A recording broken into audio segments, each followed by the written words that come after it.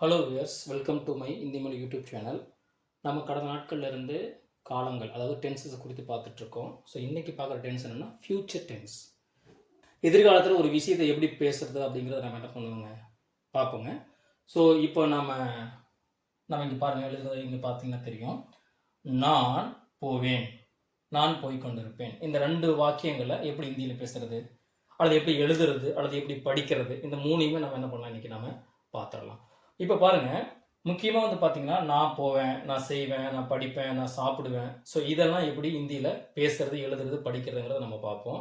இப்போ நான் அப்படிங்கிறதுக்கு இந்தியில் என்னங்கிறத நம்ம ஏற்கனவே நம்ம பார்த்துருக்குறோம். முன்னாடி வீடியோவில் நீங்கள் செக் பண்ணி பார்த்தீங்கன்னா உங்களுக்கு கிளியராக புரியும்.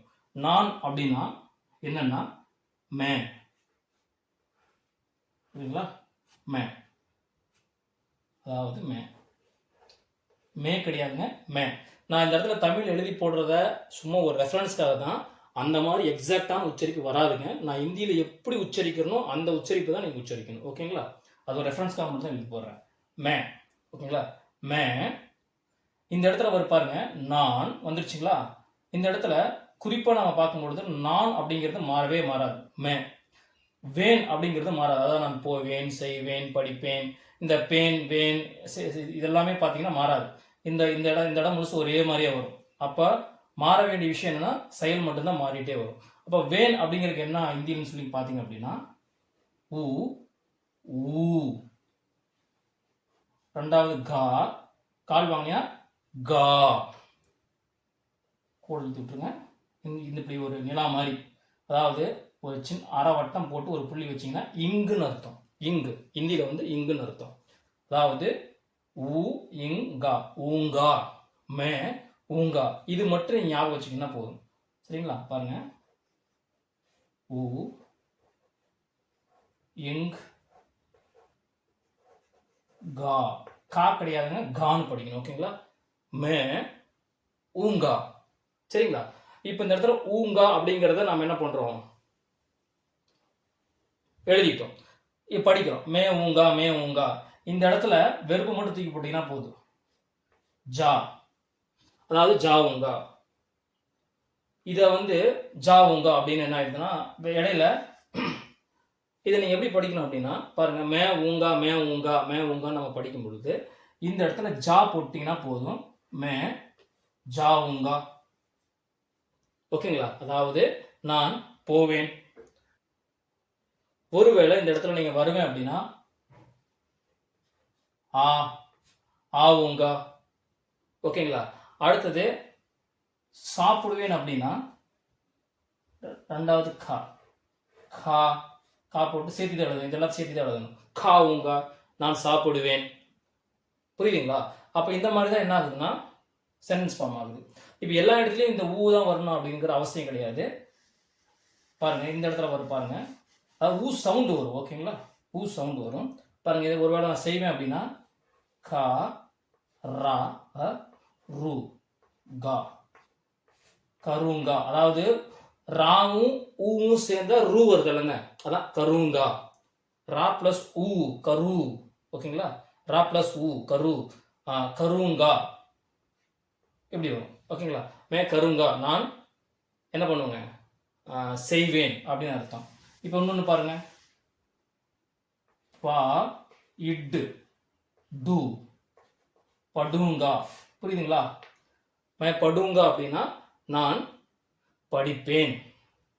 மே பாத் கருங்கா அப்படின்னா நான் பேசுவேன். இப்போ உங்களுக்கு ஈஸியாக புரிஞ்சிருக்குன்னு நினைக்கிறேன். அப்போ இந்த இடத்துல நம்ம பேச வேண்டிய ஒரே விஷயம் என்னன்னா, இந்த இடத்துல வெர்பு வரும், அதாவது வினைச்சொல், ஒரு செயல் வரும். மே வெர்பு ஊங்கா, மே படுங்கா, மே கருங்கா, நான் போவேன், நான் செய்வேன், மே கருங்கா, மே தேக்குங்கா, நான் பார்ப்பேன், தேக்குங்கா, கருங்கா, சோவுங்கா, நான் தூங்குவேன். ஸோ இந்த மாதிரி தான் சென்டென்ஸ் என்ன ஆகுதுன்னா ஃபார்ம் ஆகுது, ஓகேங்களா? இதை வந்து ஒரு ஆண் சொல்லும் பொழுது நம்ம இப்படி சொல்கிறோம். இதே ஒன்று பெண் சொல்கிறாங்க, ஒரு சகோதரி சொல்கிறாங்க, ஒரு லேடி சொல்கிறாங்க அப்படின்னா அதை எப்படி சொல்லுன்னு பார்த்தீங்கன்னா ஊங்கா, ஊங்காக்கு பதிலாக ஊங்கி, அதாவது இந்த இடத்துல கீ போட்டுக்கணும், அவ்வளோதான். ஈ சவுண்டு சேர்த்திக்கணும். ஆ சவுண்டு சேர்த்துனா ஆண்கள் பேசுகிற மாதிரி வரும். ஈ சவுண்டு சேர்த்துக்கிட்டா பெண்கள் பேசுகிற மாதிரி வரும். அதாவது படுங்கி, கருங்கி, ஜாவுங்கி, ஆவுங்கி. ஓகேங்களா? பாருங்க. ஆ, ஊ, கி, ஆவுங்கி. ஆவுங்கினா வருவேன். இது வந்து ஒரு பெண் சொல்றது. ஒரு ஆண் வந்து ஆவுங்கின்னு சொல்லக்கூடாது. அப்படி சொன்னா சிரிச்சிருவாங்க. ஓகேங்களா? அது அந்த மாதிரி தான் இந்தியில வந்து என்ன பண்ணுவாங்கன்னா பேசுவாங்க. ஓகேங்களா? இந்தியில வந்து ஆண் பால், பெண் பால் அப்படிங்கிறது பிரிச்சு தான் பேசுவாங்க. தமிழ் அப்படிலாம் கிடையாது. நான் போவேங்கிறது எல்லாரும் ஒரே மாதிரி தான் பேசுவோம். ஆனால் இந்தியில வந்து ஆண் பால், பெண் பால் அப்படின்னு தனித்தனியா இருக்குது. அது நீங்க பேச பேச பழகிக்கலாம். ஒண்ணுமே இல்லை. இந்த இடத்துல வந்து ஈ சவுண்ட் போட்டீங்கன்னா பெண் பேசுறது, ஜாவும் கா, கா சவுண்ட், ஆ சவுண்ட் சேர்த்துனீங்க அப்படின்னா ஆண்கள் பேசுறது. இவ்வளவுதான். சரிங்களா? இதை போட்டு பொண்ணு குழப்பங்கிற ஒரு அவசியமே இல்லை. அப்போ இதனுடைய சென்டென்ஸ் ஃபார்மேஷன் மே, வெர்பு பிளஸ் ஊங்கா அல்லது ஊங்கி. ஓகேங்களா? இதே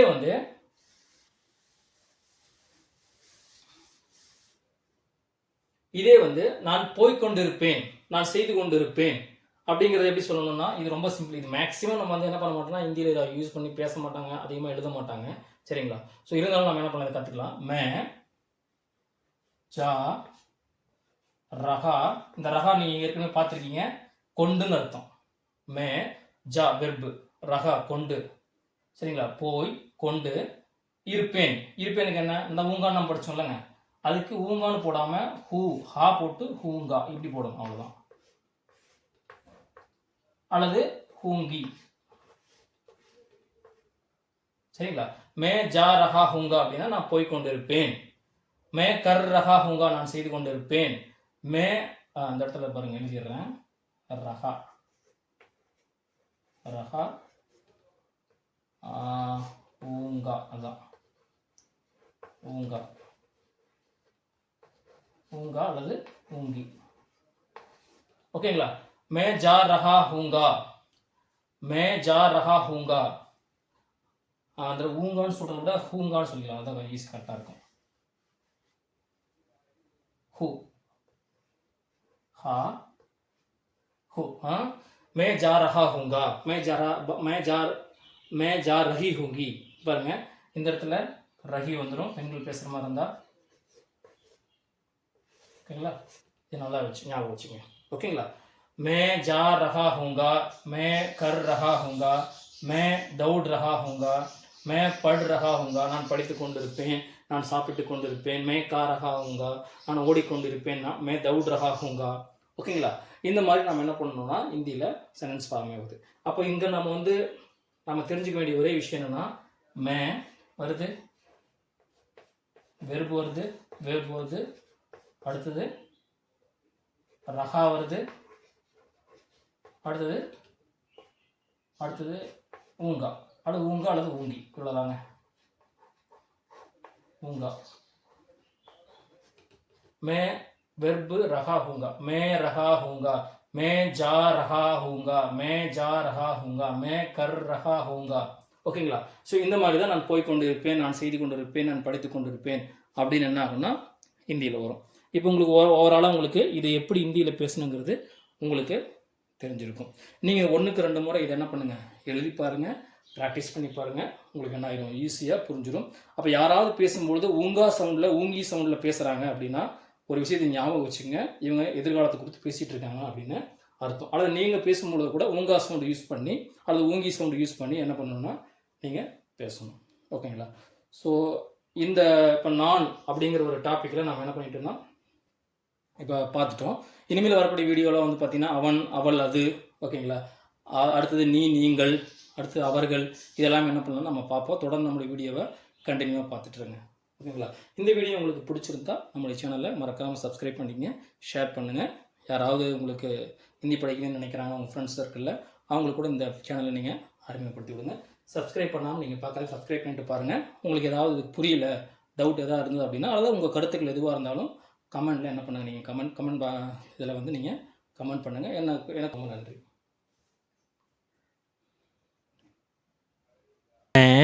जाऊंगा, நான் போவேன். मैं आऊँगा, நான் வருவேன். मैं खाऊँगा, நான் சாப்பிடுவேன். मैं पीऊँगा நான் குடிப்பேன்